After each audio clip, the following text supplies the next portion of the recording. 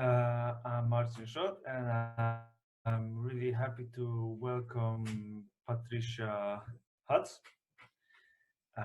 who is a coach, possibility management trainer. Uh, she's working with emotions, with feelings. She wrote a great book. I mean, it's what I've heard because it's in German, so I hadn't read it yet. But I'm sure if I would read it, it would appear for me a great book. Yeah. So Patricia is working with emotions, with feeling, and especially with people, help find them their vocation and their true purpose, why people are here on earth. Is that true?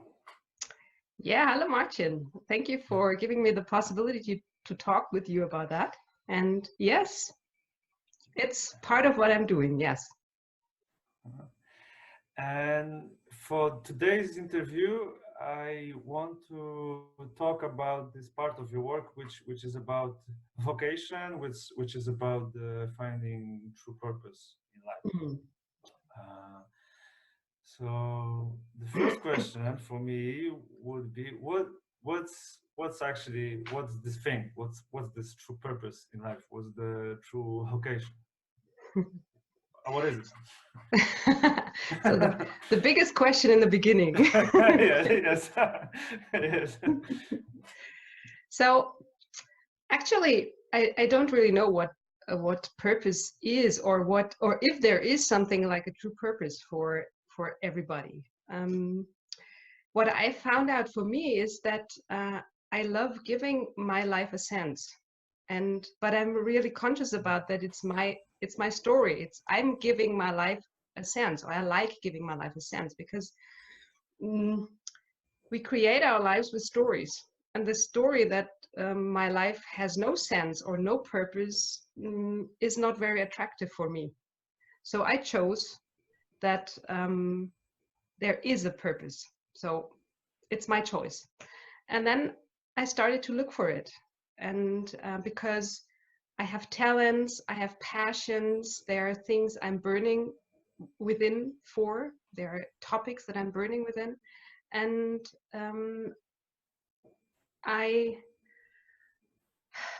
I defined those things as my purpose. And it's giving me a sense of happiness to follow that.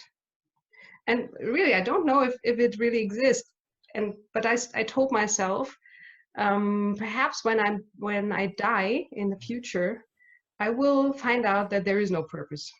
But then I don't care, then it's over. So I chose to follow a purpose during this life and while I'm living. So it's yeah. I mean, I'm asking this question because this is what I'm struggling with myself. Is like, is there a purpose or not? Like, and also actually, I'm doing workshop about it as well. And there's this, yeah. There's like, does it actually exist? Does it actually exist? And from what you're saying, it it's more like a decision, not really something that really like it's there. It's the true purpose. It's more like making a decision that it's there. Yeah, I also struggled with this question, does it exist? And then after some time, I noticed that nobody can give me an answer to this question. So what can I do? I can struggle and struggle and struggle, and then my life is over, and I still have no answers. So I chose the answer for myself. So, and then I proceeded, and this senseful or purposeful life makes me much happier than to say it has no sense. So how come you come to work with something which you don't even know that exists? Yeah, it's a decision. And what I found out is that there are also other people looking for the sense, looking for the purpose, looking for a higher goal or a higher service they can give themselves into, you know. So I found out that it is a topic. It's a human topic that a lot of people have. I don't know if everybody has this longing or yearning to follow a purpose or to give their life a sense, but I found out that there are a lot of people out there who has the same longing. And so I started from my own history, from my own development, the steps I have been going to find my purpose and to find something that I can bring into the world. I started working with people who has the same longing. And can you say something more about your own way, your own path, the steps that you've been doing? Can you say something more about that? You mean how I came to my purpose? Yeah. Okay. So yeah, at the beginning, I led a very normal life. Yeah, normal, like we are conditioned in our culture. Yeah, I went to school, and then I went to university because it was the normal path. You know, go to school, learn a lot to find a good job, and a good job was a well-paid job. The concept of a good job was not containing vocation or calling or something. It was, if you have a lot of knowledge and if you are good at school, then you get a good job. So in the beginning, I followed that path. And then after university, I had my first job in a how do you say in English? It was a company organizing travels, not a travel agency, a travel organizer.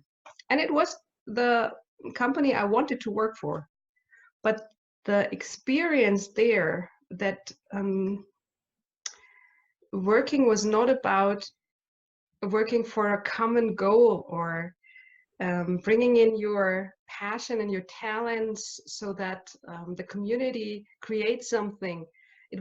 That was my imagination of working, but I didn't find it there. It was more about roles. It was about power games. It was about everything, but not this.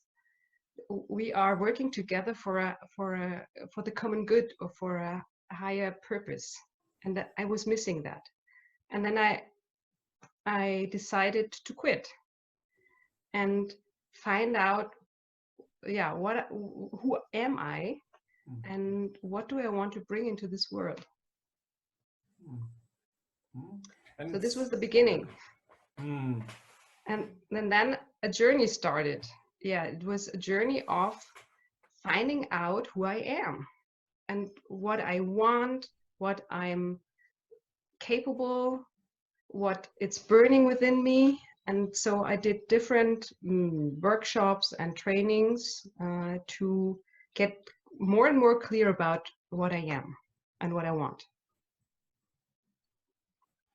So can you reveal it now? What do you want? Yeah, it also developed a little bit. So at first, the first how do I say, the first taste of my vocation was when I started a trainer training, and then I gave my first training. I had this feeling of, wow, this is it. This is what I want to do, or this is how it should feel like, my work should feel like. And so the first step was that I thought my vocation is being a trainer or being a coach and helping people develop or helping people to learn. So I did it for a long time. I did trainings for organizations and also for individual persons, individual people. And then it started to develop. Like, then I started to write articles and books. So author was another job, which I liked. And then at a certain moment, I found out that my true purpose is something bigger than just a job, just a job description like trainer or coach or author. I found out that trainer or coach or author were just the means or the ways how I bring my vocation into the world. And my true vocation is something bigger. And now I reveal it. Yes. Yeah, I found out that my vocation, my service to the world is, and I'm a evolutionary crust blaster. So, and an evolutionary crust blaster is someone who, yeah, who breaks the crusts, for example, of conditioning or socialization, where the aliveness or where life cannot be anymore because it's hard, it's crusted, then I break it and life can come through again. So what people experience when they work with me, they get more to aliveness, they get more to themselves, to what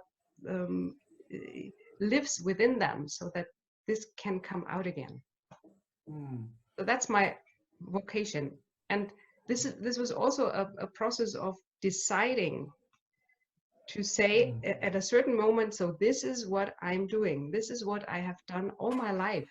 Already when I came to this world, I broke crusts. I blasted the crust of my parents, for example. And yeah, because it sounds for me like, and I love this idea actually, that like it's not something that you learn in school, right? That's not something you go to learn at the university and okay, this is what I've learned, like the skill, and this is how I am. Like I'm gonna be a banker, I'm gonna be a lawyer, I'm gonna be a therapist. It's more like something that you wear all the way, right? Like something that you are in this moment. It's more like kind of a first, like it sounds like me first to kind of be like put, yeah, like truly become aware who you are, as you said before, and then decide that this is me. Like it's sounds like it. And but can you say, can you give like some life examples on how you how like some life stories, how you were this crafting life, like life like giving life in your life before, like how you were doing it, just like maybe for an example for someone who would be like thinking, oh, she's like, because people tend to think like, oh, she's now a coach, a trainer, and she's this super chosen one, da, da, da, da, and yeah, just to show that something that might be some small thing that all people do. So when I understood you right, you're looking for examples how I do this in my life, or how I have always done it already in my life. Yeah, how you have always done, like as a teenage, as a young woman, like as a kid. Yeah, and the original question was for me was what have I already done as a child? What have I done all my life, perhaps without noticing it? What happens where I am? So this was the question, and this was how I became aware of what I'm doing or what I am. And as I said already, when I came to this world, I was a crust blaster because I wasn't planned. I was I don't know the word in English. You know, my sister and my brothers are a lot older than me, and I was a latecomer or something. Right, I okay. wasn't planned. So my parents didn't plan to have another child, and then I came. So this was already a way how aliveness and life came into their world with me. So yeah, I blasted the crust. And when people are together with me, I do this in different ways. It's not only by teaching or by giving a training. It's when they are in contact with me. It could be just a smile, or it could be a sentence that goes through their defense mechanisms, and then it stays there. This it could be a compliment, or an appreciation, or something, or a feedback that goes through, and then this sentence does its work within them, and then at a certain moment it makes pang, and they make a step or something, or something is revealed in them that they didn't know or that they forgot. So it's I found it out from the feedbacks that I get from my friends or from the people I was working with. And I also asked them, what happens when you are in my presence or when we are together? So it could be something completely small or unconscious that I don't have the intention to break their crusts, but with what I said, with a little sentence or with a smile or with a whatever, it broke something that were not alive anymore. And at the same time, most of the people might not know that, and you might not look like, but you do like really deep and serious transformational work. And as I experience you, like you can go like really really deep, and also seeing like all of the shadow parts, and like really deep transformational work you do. And Yeah. so the question is also, how come you know, like from this smile to this deep thing?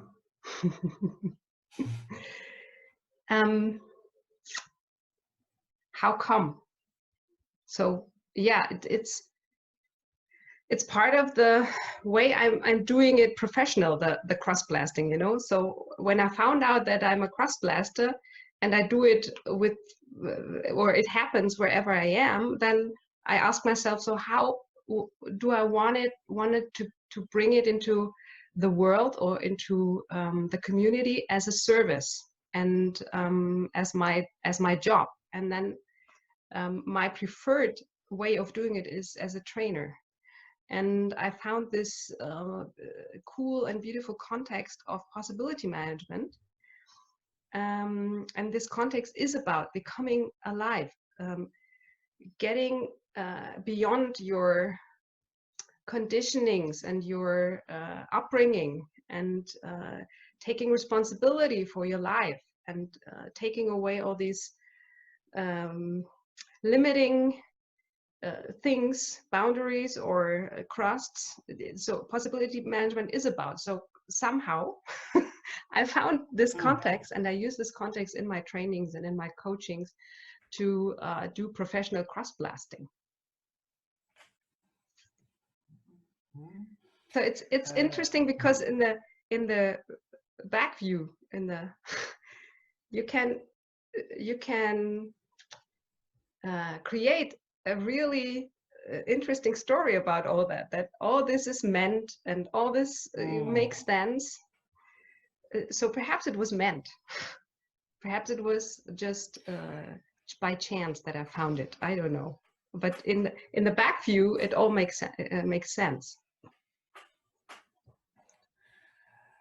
And this is the part of my struggle with this thinking. Like, is it really a decision, or is it like something that happens for you? Because like I also have this experience of this having this impulses of coming and like approaching possibility management out of nowhere, but also other stuff like people, teachers, techniques, and and so for me it's a big question at the moment. Like, is it really a decision, or is it something that happens to you? And what would the answer to this question change? Or why do you want to have the answer to this question? What would be the difference? I asked the question.